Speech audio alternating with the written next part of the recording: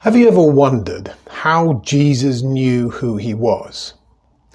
Well, we might be tempted to say, well, he was God, so he knows everything. But Jesus emptied himself of his divine powers, like the ability to know everything, and he became a human being. He had to learn how to walk and how to talk. He had to have his nappy changed. He had to endure suffering and pain. He had to resist temptation and overcome discouragement. So Jesus, just like us, had to read, understand and believe the Old Testament scriptures which point to him. He too had been told those stories surrounding his conception and birth, which for us are recorded in the Gospels, but for him were told him by his own parents. He too had to learn to listen to the inner voice of God calling him by name. And of course, Jesus was also blessed by hearing the audible voice of God at his baptism. So, just like us, it was by believing in what God reveals. That is a definition of what we call faith. Jesus knows who he is only by faith. In our gospel reading today, we hear the story of the Transfiguration, where Jesus goes up on this mountain and there has a revelation, a deeper revelation still, of who he is. And it's revealed to Peter, James and John who go with him. Now, at this point in Jesus' life, he needs to be 100% certain, because he's about to suffer horribly and to give his life based solely on this sense of identity and purpose.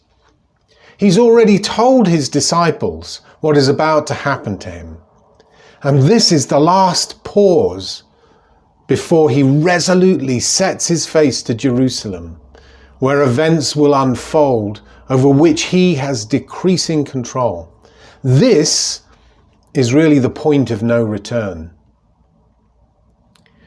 And as we reflect perhaps on this point in our lives, when we don't know how long this pandemic is going on for, it can seem like there's no end and we can fall into despair. We may be suffering illness or seeing those we love get sick. Perhaps we've even lost a friend or a relative. All of us are grieving for those lost opportunities that being in lockdown necessarily withholds from us. Perhaps we're suffering financially and worrying about how to make ends meet.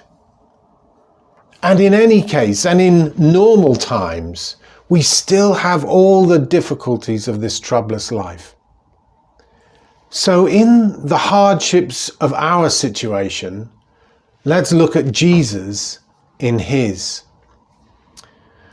The writer of the book of Hebrews was addressing people suffering persecution and tempted to give up. And in chapter 12, he says this: "Let us fix our eyes on Jesus, the perfecter of our faith, who, for the joy set before him, endured the cross, scorning its shame, and sat down at the right hand of the throne of God."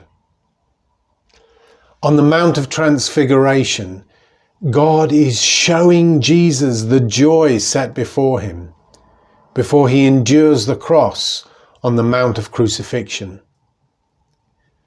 And we too, brothers and sisters, can ask God for that glimpse of his glory to get us through those difficult times. For we too are sons of God, and we know this only by faith.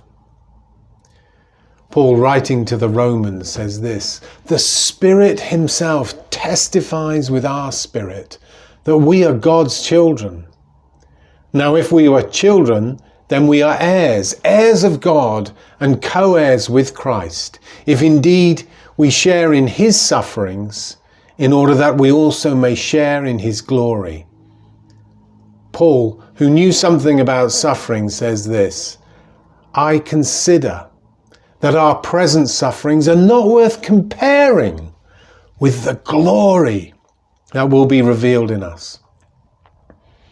It is when we focus on what is to come, the joy and the glory, that we have the grace to endure what is here and now. As Paul writes to the Corinthians, therefore we do not lose heart. Though outwardly we're wasting away, yet inwardly we are being renewed day by day. For our light and momentary troubles are achieving for us an eternal glory that far outweighs them all.